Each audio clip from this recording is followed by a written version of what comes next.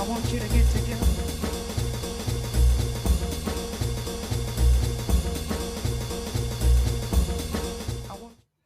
Hello everyone, John Coleman here. Thankfully, this is me and probably you. February is now over. I've gone from feeling incredibly optimistic to feeling, oh my God, this is ever going to end, to optimistic. Thankfully, my dad got the vaccination at the weekend, and hopefully my mum will soon, so I can go back to having my Sunday dinner with my parents. But for the moment, with regard to the property market, what has happened? Well, obviously, with the lockdown, people buying houses, the numbers have dropped. I have seen people buying houses with a virtual tour. Now, I wouldn't be afraid to do that myself, but I certainly wouldn't sign a contract unless I've actually seen it with my own eyes. But that's just the way things are being done at the moment. The level of demand for mortgages is still unbelievable. I put more applications into the bank this month than I did in the last 12 months, and the last 12 months was really, really busy.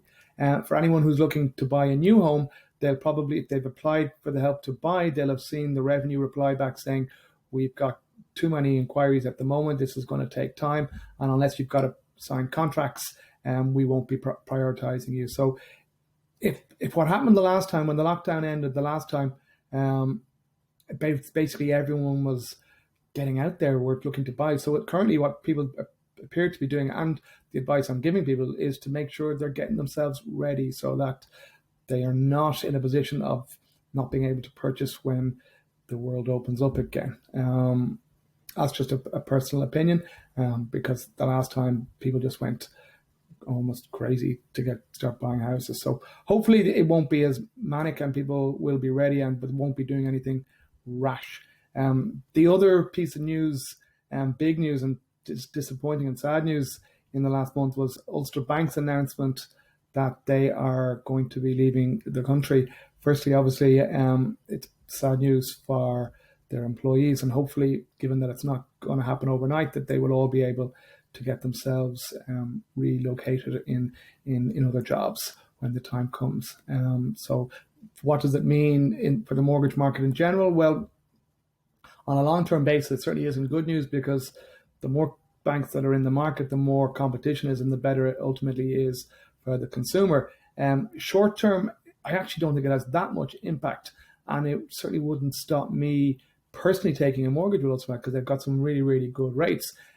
What I'm advising my customers at the moment would be, well, double check with the authorities, but just so you know, anybody who might buy the Ulster Bank book would be legally bound to honour the rates that Ulster Bank had agreed. So the risk for someone going with Ulster Bank is really the same risk that they would have by just taking a fixed rate with a normal bank. When that rate is up, they're stuck with the bank they've chosen with, or they can go to a different bank if that option is available. In this case, obviously, when you don't know who you're going to be stuck with, it would depend on who has bought them out. So if you're more kind of risk averse, I would potentially stay away. But if you're happy that you'd be moving your mortgage, or looking to move your mortgage after a certain short period of time, maybe 3 to 5 years, well then I'd have no problem recommending going with Ulster Bank currently. So that's kind of it for the month of February. I'm looking forward into March. Hopefully everyone has remained safe, and if you have any queries at all with regard to your own circumstances, just drop me a line and I'm more than happy to answer your individual questions. My contact details will be above. So thanks for now, and I look forward to hearing from you in the near future. I want you to get together.